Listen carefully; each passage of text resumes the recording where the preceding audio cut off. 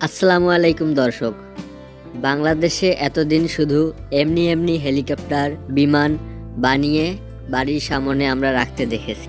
ম- মজার ব্যাপার হচ্ছে সাংবাদিক গেলে শুধু পাখা উড়তো, আর সেটাই আমরা সংবাদের মতো করে দেখতাম। কখনোই উড়তো না। 2025 সালে এসে এবারেই প্রথম কেউ একজন প্লেন বানিয়েই নয়, এবার উড়িয়েই ছাড়লো।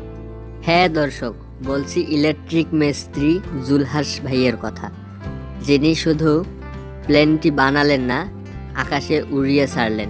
শুধু উড়ালেনই না, সাথে সাথে নিজেও উড়লেন। প্লেনটি আকাশে উড়ে সর্বোচ্চ 70 কিলোমিটার গতিতে। জুলহাস ভাই বলেন, এই প্লেনটি তিনি দীর্ঘ 4 বছরের চেষ্টায় তৈরি করেছেন, যেখানে মাত্র একটি 7 হর্সের ইঞ্জিন দিয়েই তিনি আকাশে উড়াচ্ছেন এই প্লেনটি, যা চলে পেট্রোল দিয়ে। অভিনন্দন জানাই জুলহাস ভাইকে, যিনি এটা অনেকেরই স্বপ্ন ছিল, তিনি বাস্তবে এটা পরিণত করে দেখিয়েছেন।